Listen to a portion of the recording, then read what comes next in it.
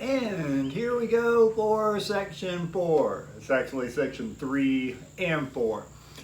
I kind of forgot and left off some of the rise of the environmental conservation in the United States. We're going to tack that on here. So technically it's going to be the very end of section 3, but section 4 is gracefully short.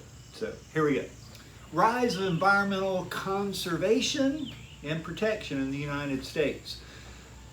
Basically, early on, we just said, well, things are okay. They should be. In the 1600s, when the European colonists came here originally, 1692, Columbus sails the ocean blue, 42. Anyway. In 1642, Columbus sails the ocean blue.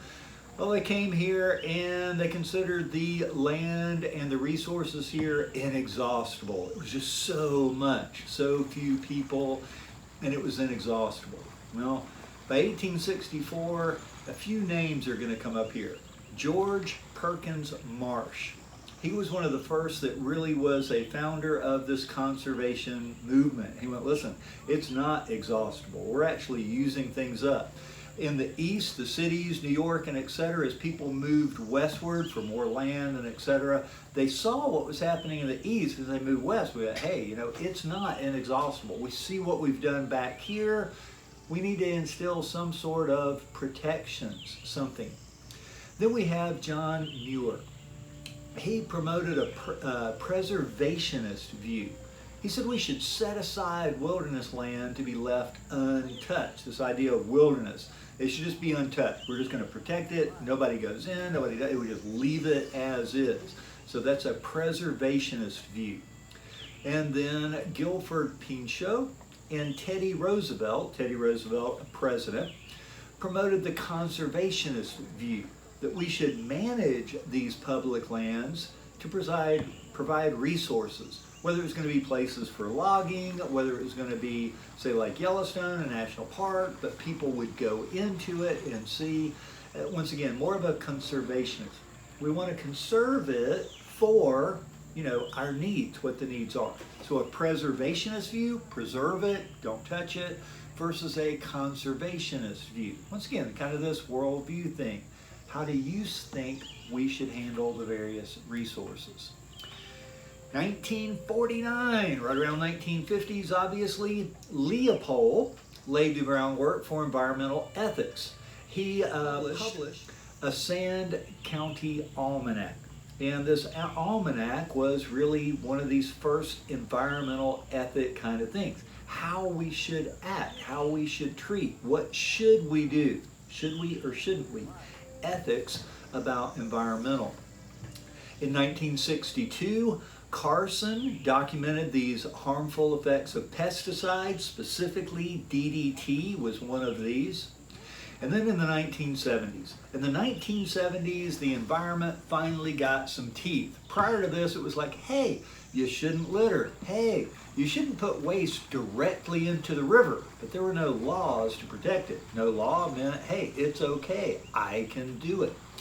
So the 1970s was kind of known as the decade of the environment. The Environmental Protection Agency was formed, laws came into play, we began to clean up our waterways, we began putting in scrubbers into the factories for the smokestacks, and we did a lot in the 70s really clean up our act, if you will, and America has benefited ever since. But starting in the 80s, we started seeing a backlash. Companies started putting lobbyists up into Washington and et cetera, saying, hey, we can't really do business. We can't do business as well and effectively. And they started trying to fight against some of these laws, protecting our wetlands, keeping us from dumping waste directly into the rivers and the oceans, et cetera. And we've been seeing ever since the 80s fight back. So you have the EPA trying to push for laws to protect the environment, and you have other people kind of fighting, saying, hey, we need to remove them. They're not really necessary now. So it's a tough aspect.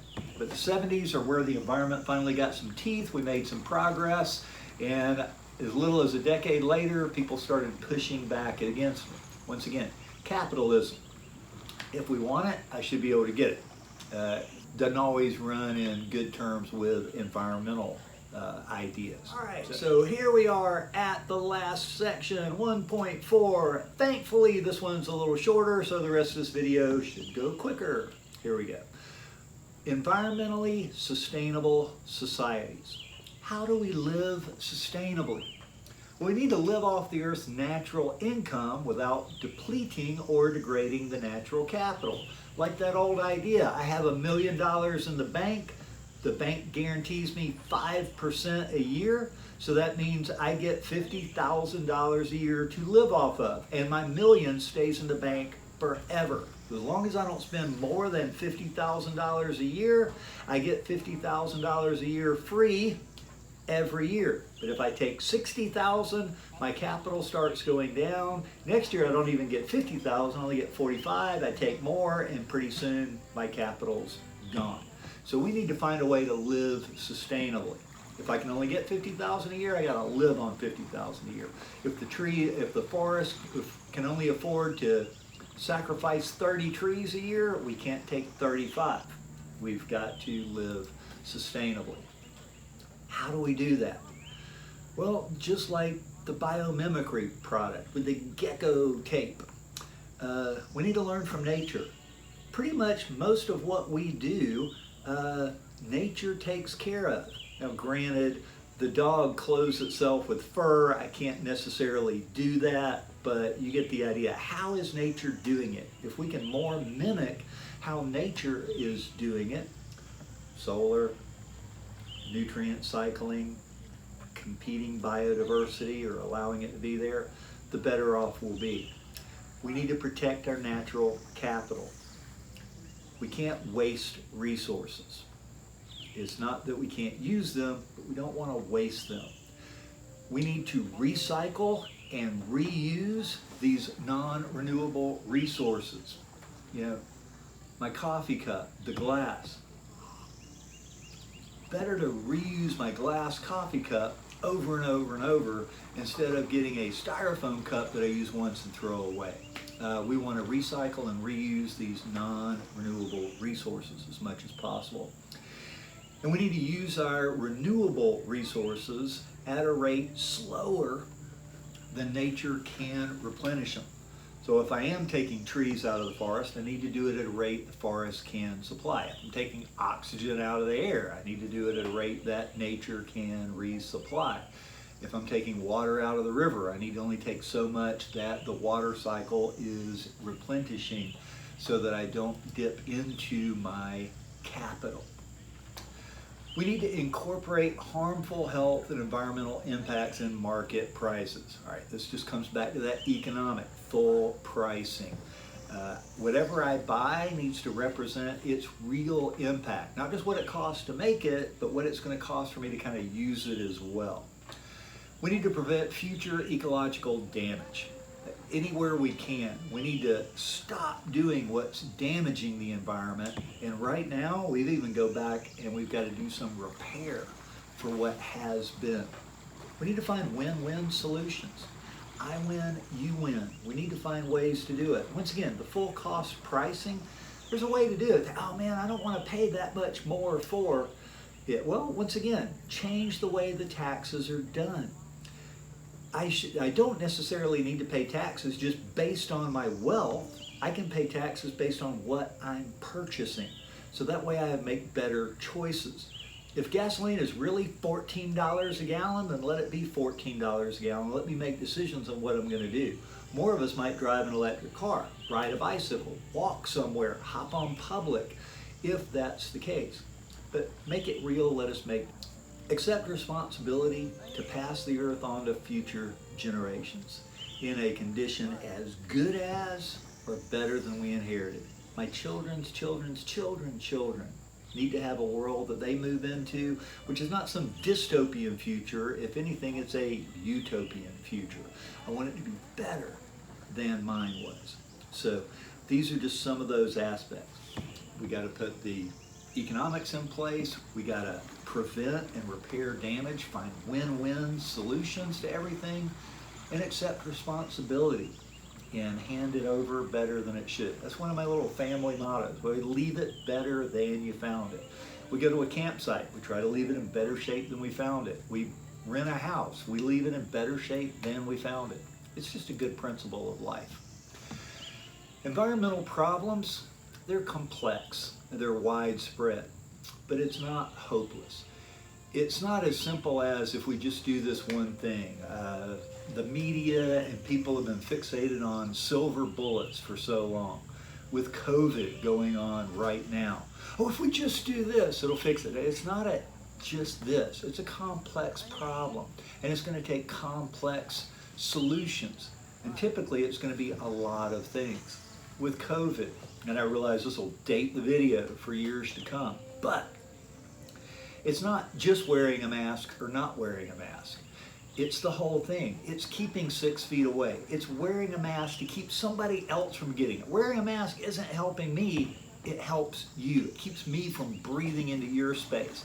So I try to keep 6 feet. I wear the mask. I wash my hands after I'm done because I don't want to spread it to somebody else without thinking about it. It's a complex situation, and it takes a complex thing. There's no one thing that's going to do it. There's no one thing you can do that'll fix it all. But there's a lot of little things, if we all do, makes a big difference. Simple as switching my lighting to LEDs instead of incandescent. Uses a lot less electricity and produces less waste.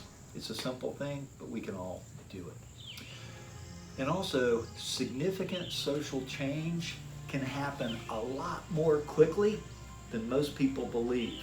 Once again, I've already dated this video with the COVID, and yeah, look how fast society adjusted. Sure, there's backlash and push, but all of a sudden, instantly, we realize, hey, I can do this instead of that. You know what? I can work from home instead of having to show up all the time.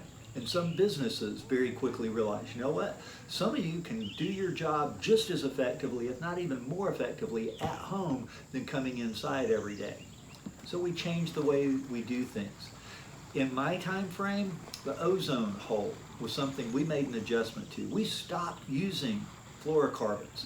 By stopped using the chlorofluorocarbons, the ozone hole began to repair. By 1950, yeah, we think there's going to be almost 10 billion people on the planet, but the ozone hole will be completely repaired. Social change is possible, and it happens a lot faster than some people think it will. So let's kind of tie this whole thing in together. Real quick recap, if you will, kind of the chapter. Earth has sustained life on it for some 3.8 billion years, despite all the major environmental changes, extinction events, meteors, asteroids hitting, ice ages, warming of the planet, you name it. Life has found a way. These 6 principles of sustainability, they're going to come back over and over and over. Relying on solar energy, these inexhaustible energy sources, encouraging and finding ways to make sure biodiversity continues. Chemical cycling of things, that there's no waste. It all gets used over and over. Utilizing economics for full cost pricing, looking at politics for these win-win solutions, and ethics. So these 6 things, what should we or what shouldn't we do? Can we leave the planet better than we found it? Those 6 principles can be applied to all of these. It could slow biodiversity losses. It'll reduce waste. We can help switch to sustainable energy sources, promote sustainable agriculture. It would help slow climate change, reduce poverty, and even slow the human growth. These are some of the big things. And that's what we've got to look to do. How can we apply these 6 principles to address these issues in your and my lifetime? Well, congratulations, you made it through chapter 1. So make sure you get all your notes done, finish up that outline from the videos here, reading in the textbook, and we'll see you next time. Take care, guys.